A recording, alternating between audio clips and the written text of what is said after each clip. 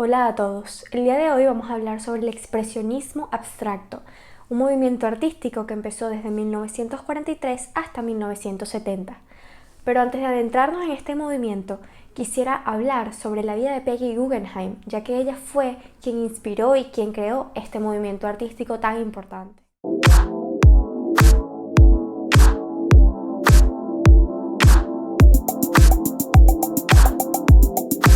Mujer apasionada y definida por sus tres grandes amores: el dinero, los hombres y el arte moderno.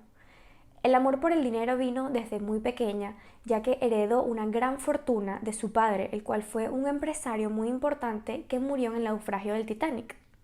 Su amor por el arte moderno viene de su mente inquieta y su gusto por la aventura, cosa que le hizo abandonar el centro de Nueva York por París tan solo con 22 años. Allí se encontró con la vanguardia parisina, cuyas obras, cuerpos y vida tanto adoraba. Pocos años después se traslada a Londres, donde empieza a invertir una parte de su gran fortuna en el arte moderno inglés y francés.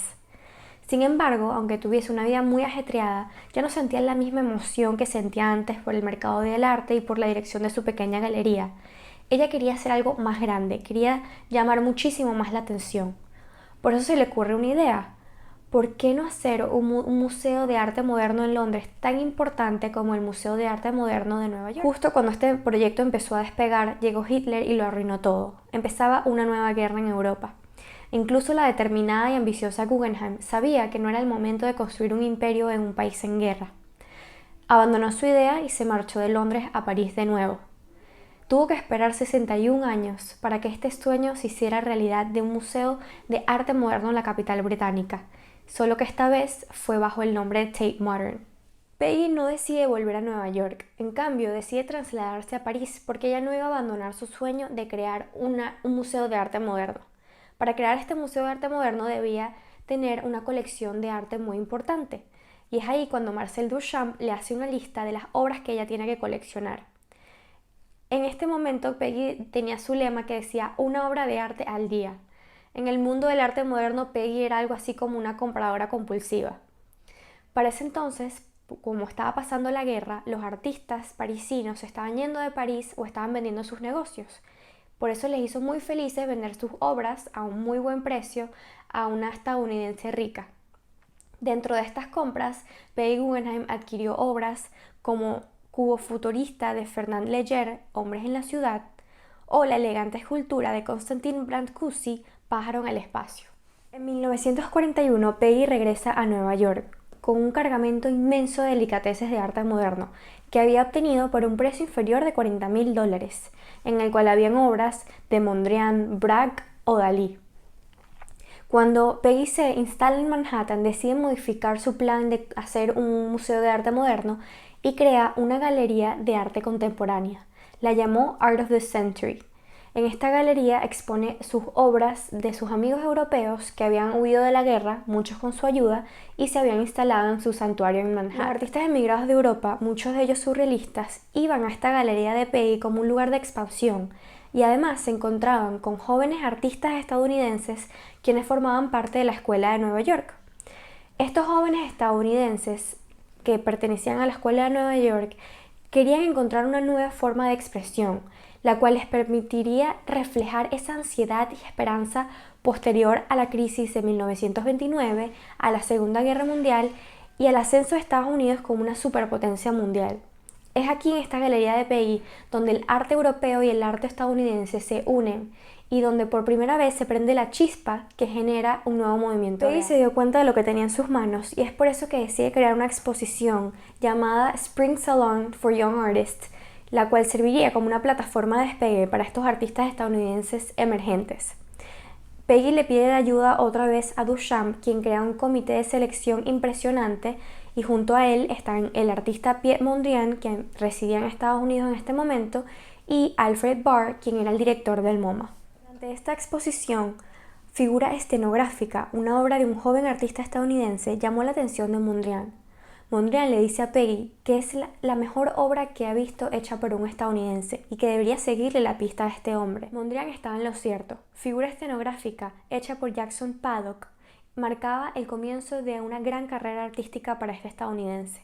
Aunque esta obra no era totalmente abstracta y era inspirada en Picasso, Matisse y Miró, era la que marcaba el comienzo de este gran movimiento artístico. A las pocas semanas, Peggy firma un contrato con Pollock donde le daría mensualmente $150. Aunque esto no era mucho, era lo suficiente para que Pollock abandonara su trabajo en el Museo de Arte No Objetivo. Este Museo de Arte No Objetivo, casualmente, era del tío de Peggy llamado Solomon Guggenheim, el cual luego este museo pasó a ser el famoso Guggenheim. Mientras Pollock trabajaba en el Museo de Arte No Objetivo, conoció con profundidad las obras abstractas de Wassily Kandinsky, que Solomon Guggenheim tenía una gran colección de ellas. Pollock compartía el amor por la naturaleza, por la mitología y por el primitivismo que Kandinsky compartía en sus obras. Sin embargo, aunque Kandinsky tenía una personalidad tranquila e intelectual, Pollock era todo lo contrario, era caótico y problemático. Pollock comenzó a experimentar el automatismo y a pintar de manera espontánea lo primero que se le venía a la cabeza. Aplicaba la pintura en el lienzo de una manera mucho más libre y expresiva. También estaba inspirándose en esos murales de gran formato de Diego Rivera, el mexicano marido de Frida Kahlo, el cual había sido invitado a muchas ciudades de Estados Unidos para pintar sus grandes murales. Una obra Pollock durante estos años. Pero pasaron 6 meses y aún no había ni una gota de pintura en el lienzo. A Peggy se le agotaba la paciencia y le dijo a Pollock que era ahora o nunca. Por eso Pollock una noche, apasionadamente y ferozmente, decide culminar esta obra. A la mañana siguiente, sin saberlo, había inaugurado el nuevo movimiento artístico, el expresionismo abstracto. La obra Mural tiene características esenciales de este primer expresionismo abstracto, el cual principalmente se basaba en una pintura física y cruda. Aunque más adelante había modalidades más contemplativas y serenas, esta primera forma de action painting inventada por Pollock fue la que marcó el comienzo de esta obra Mural, creada en 1943. Fue una obra que emana una sorprendente sensación de coherencia y de ritmo, a pesar de la velocidad con la que pintaba Pollock. Las partes integradas de blanco y amarillo se dividen como las notas de un pentagrama gracias a las ondulantes líneas negras verticales, mientras que la paleta de color uniforme dota la composición de equilibrio y armonía. No es anárquica, es improvisada, como un jam session de free jazz que se acaba prolongando durante una noche entera. El tamaño de la obra hace que uno sienta que está delante de un acontecimiento. De aproximadamente 2,5 metros por 6 metros, es una obra de arte enorme, salvaje y poderosa, y sin duda el resultado de un improbo esfuerzo. Cuando Clement Greenberg, el crítico más importante de los Estados Unidos en esta época, ve la obra de Mural en casa de Peggy, dice que Pollock es el artista más importante del momento en Estados Unidos. A su vez, Alfred Barr se da cuenta de lo importante que es Jackson Pollock y le hace una oferta a Peggy por la obra La Loba de $650. En este momento, MoMA se convierte en el primer museo de arte que adquiere una obra de Jackson Pollock. En 1940, Pollock hace sus primeras drip paintings. Aunque Peggy Guggenheim se fue a Venecia a crear su propia galería allá, Pollock decide darle sus obras a una gran amiga que tenía una galería de arte en Nueva York de arte contemporánea. Aquí expone sus obras de drip paintings, la cual la más importante fue Full Phantom 5. Con la muerte de Pollock en 1956, el artista Willem de Kooning pasa a ser el foco principal del expresionismo abstracto en Estados Unidos.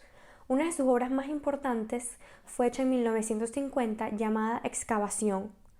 Cuando uno la mira con detenimiento, produce una cierta aprensión. Así suele suceder con el expresionismo abstracto.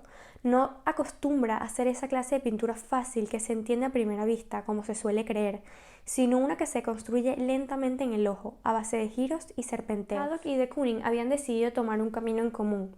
Este era hacerse notar por sus espectadores de sus obras, por sus gestos pictóricos valientes y sus toques agresivos, los cuales los hicieron hacerse reconocidos como action painters.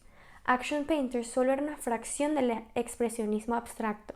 La otra fracción lo formaban artistas que estaban interesados en exactamente lo contrario. Esta otra parte del expresionismo abstracto se llamaba color field, que eran artistas que creaban obras más tranquilas y sosegadas, con manchas monócromas que daban a sus obras un aspecto satinado.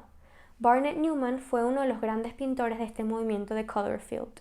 Otro artista que vale la pena mencionar en este movimiento es Mark Rothko, uno de los artistas más importantes y relevantes del color field painting.